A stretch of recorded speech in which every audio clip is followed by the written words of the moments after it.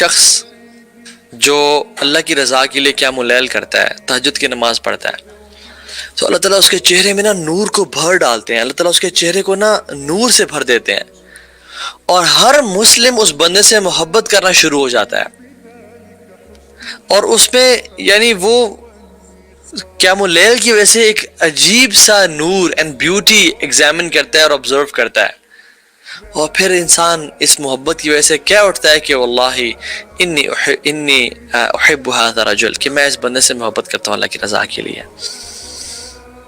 And this is what used to happen with the Salaf as well.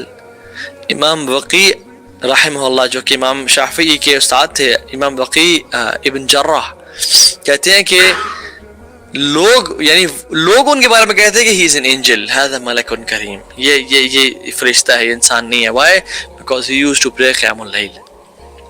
ابن سیرین رحمہ اللہ کو لوگ جب دیکھتے تو کہتے اللہ اکبر سبحان اللہ لا الہ الا اللہ. Why? Because he was so beautiful with red cheeks and beautiful face, smart person. Why? He used to pray قیام اللیل. And some women from the past, جب اسے پوچھا گیا کہ تمہاری خوبصورتی کا راز کیا ہے، and they said کہ we pray قیام اللیل. Why? Because it beautified the faces. Although یہ main reason نہیں ہونا چاہیے انسان کا کہ I pray قیام اللیل to beautify، لیکن these are side benefits. No doubt جو شخص پڑھے گا قیام اللیل اس کو اللہ سبحانہ وتعالیٰ نصیب کریں گے یہ سب. عطا رحمہ اللہ نے بہت کچھ کہا کہ جو شخص پڑھتا ہے اس کی آنکھوں میں جو ہے نا نور ہوتا ہے، اس کے چہرے پہ ایک وجاہت ہوتی ہے، اس کے جسم میں انرجی ہوتی ہے، اور جب وہ صبح اٹھتا ہے he wakes up full of energy and people love him like crazy. As we see stars on the sky کہ وہ چمک رہے ہیں، likewise جو آسمان کے فرشتے ہیں جو اللہ کے مقرب ملائکہ ہیں وہ اس زمین پہ بھی کچھ سٹارز دیکھتے ہیں، اور وہ سٹارز کیا ہیں؟ جن گھروں میں قیام اللیل کی نماز پڑھی جاتی ہے اور تہجد کی نماز پڑھی جاتی ہے اور اس میں قرآن کی تلاوت کی جا رہی ہوتی ہے.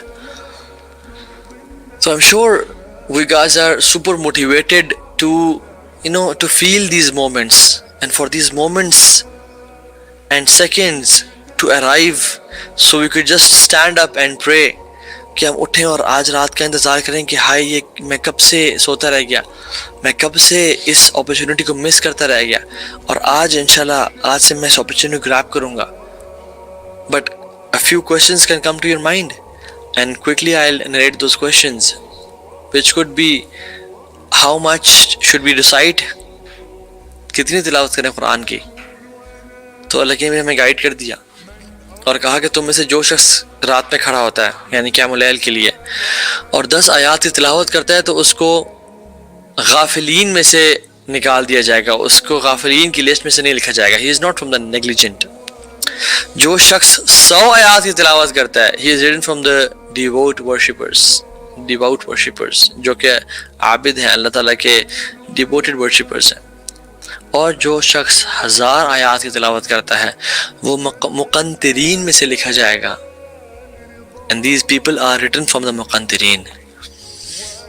ابن حجر رحمہ اللہ لکھتے ہیں کہ، اور آپ لوگ بھی دیکھ لیں کہ سورہ ملک سے تبارک الذی بیدہ الملک سے سورہ ناس تک اینڈ تک 1000 آیات بنتی ہیں. جو شخص چاہتا ہے کہ وہ مقنطرین میں سے بن جائے اس کو چاہیے کہ وہ جز تبارک اور جز عامہ پڑھ لے، یعنی 29واں پارہ اور 30واں پارہ پڑھ لے، وہ 1000 آیات پڑھ لے گا. ایک اور کوشچن آ سکتا ہے کہ مائی میمورائزیشن از ویک، مجھے تو قرآن میں سے کچھ یاد ہی نہیں ہے.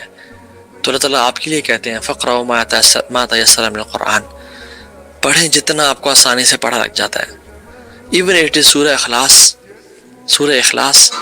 It is 1/3 of the Quran you're reciting. عبداللہ بن عمر رحمہ اللہ اپنے اسٹوڈنٹس کے پاس گئے تو ان کو ایڈوائز کیا اور کہا کہ قیام اللیل نہ چھوڑا کرو، چاہے تھوڑا ہی کیوں نہ پڑھا کرو اس میں.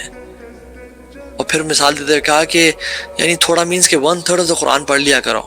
They were shocked and say کہ یار عبداللہ بن عمر کہ 1/3 of the Quran it is too much. He said کہ recite سورہ اخلاص انشاءاللہ. It is 1/3 of the Quran. السلام علیکم، دس از می فیصل عمران.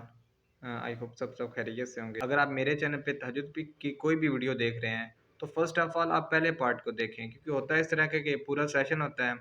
ہم نے آف کورس ہم پورا سیشن تو اپلوڈ نہیں کر سکتے کچھ ریسٹرکشن کی وجہ سے، تو ہم چھوٹے چھوٹے پارٹ میں ویڈیو کو ڈیوائڈ کر دیتے ہیں اور وہ پارٹ میں جو بات کور ہونی ہوتی ہے وہ کر لیتے ہیں، اور جو بات رہ جاتی ہے اس کو اگلی ویڈیو میں ہم کور کرتے ہیں۔ ہوتا کچھ اس طرح ہے کہ آپ کچھ ایک ویڈیو کا پارٹ دیکھتے ہیں، دوسری کا سکپ کر دیتے ہیں، تو وہ صحیح طریقے سے بات سمجھ نہیں آتی۔